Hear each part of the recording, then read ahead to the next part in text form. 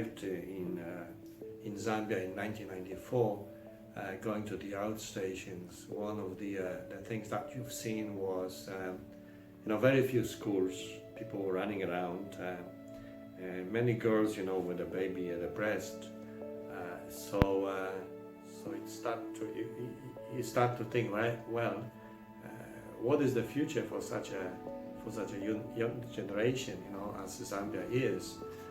And then immediately, you start to think, well, I'm being blessed, and I don't realize that I, living in Poland, even though it was a communist Poland when I live in, I still got education, I got a chance, of doing this and that,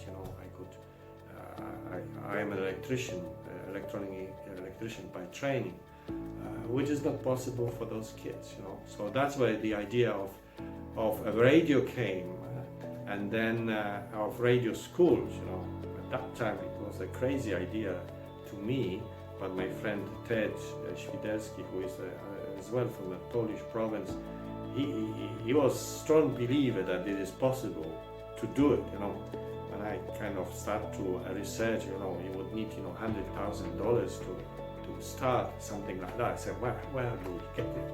And so on. But to cut the long story short, we've done it, and we started a radio in 2000, and shortly after we started radio school. The whole idea was that kids will get small wind-up radios as we started, and then we will be broadcasting lessons from Chikuni, and they will sit at the centers with some sort of kind of mentors that would help them to go through it, and then they will learn, from grade 1 to 7. And it was at the beginning, it was just amazing that we thought that we could do it ourselves.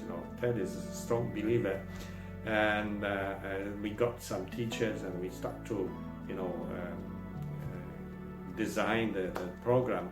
Fortunately, we got some help from USAID, and those lessons, 120 lessons for each grade, was produced in about 2 or 3 years' time.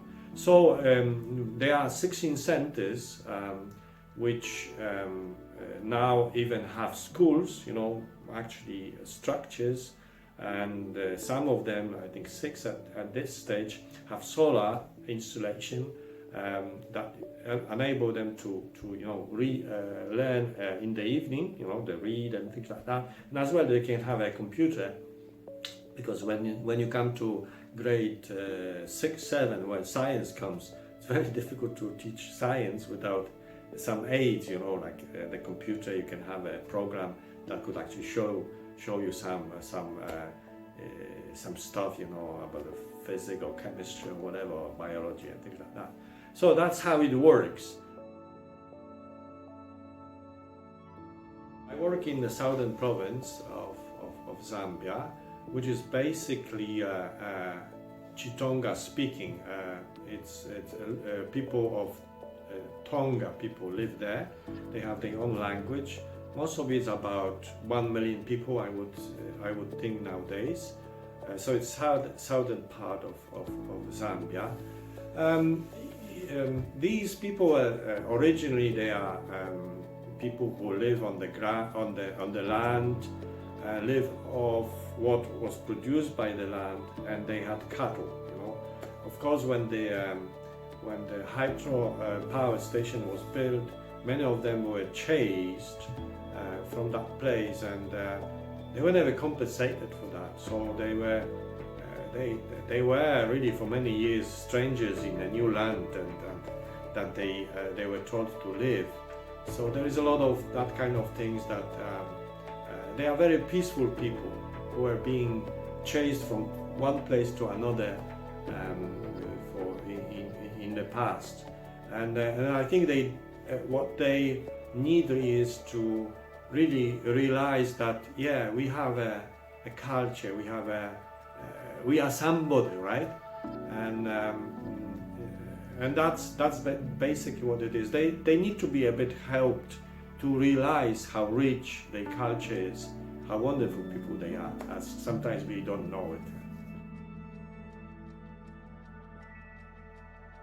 It is a young generation, right? And of course, all of them they would love to go to school, but there are not enough schools. The government can't do it.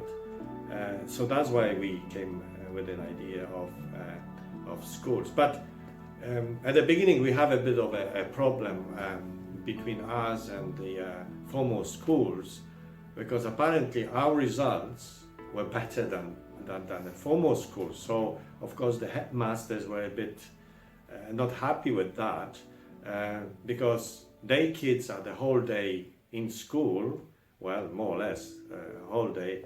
Our kids are just learning about 2 hours at most at the lunchtime, when you have to rest because it's too hot to actually do anything else. So those kids who are working in the field, they will come to school at that time, and then go back to carry the water, or boys are looking after the goats or gathering the firewood and things like that. They do it in the afternoon.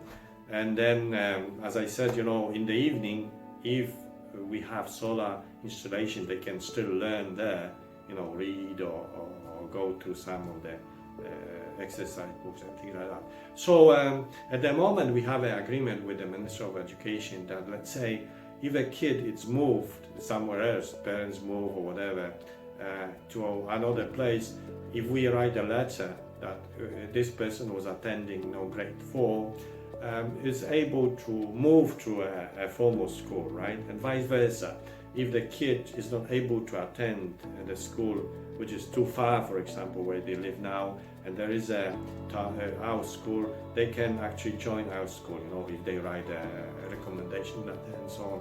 And as well, our kids are sitting for exams, grade 7 exams, so they are allowed to come to a school that is approved by government, and they will sit for the exam and they will get the exams, and then they can move to secondary school, which starts at grade 8. So that's how it works. And I think at the beginning, the Minister of Education was kind of skeptical about, that you can actually learn anything through radio school.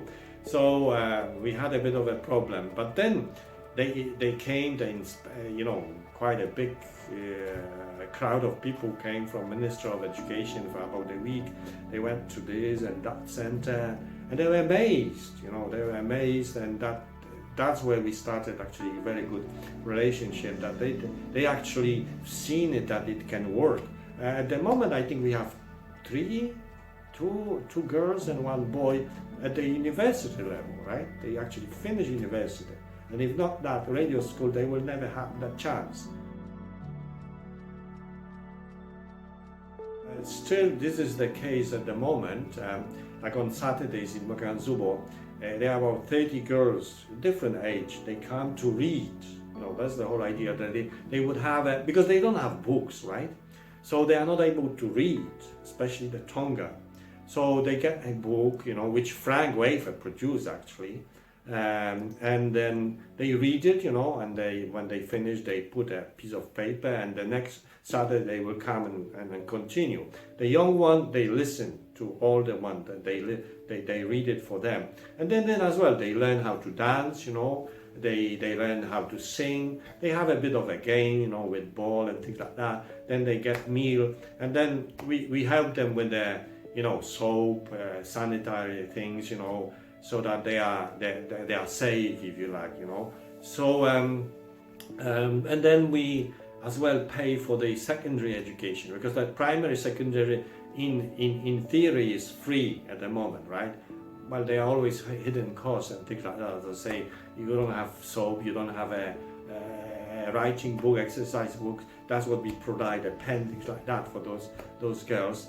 And as well, those books which Frank produced over the years, they are part of a curriculum, Minister of Education, education curriculum. So we still want to produce some of the books, print them, because um, Frank got as well some women to write, which is very not that easy to get. Mostly it's men who write those books. So we are trying to get more women to write books that we will actually produce and then be part of the curriculum, of education. So yes, I think yes, our emphasis on women, but as well you should not forget men, because over the years men lost their place in the society. You are not anymore going after animals, killing animals. A lot of those old ways of life disappeared, and the only thing that is left is drinking, right? So yes, we focus on women, but we noticed, and that was very interesting. Mary started a program about 2 years ago for men, and that was amazing how many men actually start to call in and come for those programs. And they said, this is great, because when we hear, that's what they were saying, when we hear, oh yeah, we support women, we just switch off the radio. There was nothing for us. So you can't just do things for women without men, and vice versa, right? So we realized that there, because they push, even grants and things like that, they focus always on women. Fine, grant, fine, but if you forget about men, you are creating a problem. So this is as well a thing that you have to include all the genders, men and women, children and things like that, in order that it will work. You can't just focus on one group, forget about the others. That's something we learned over the years, and I'm very happy that actually we got into that kind of idea, and it works well, I think.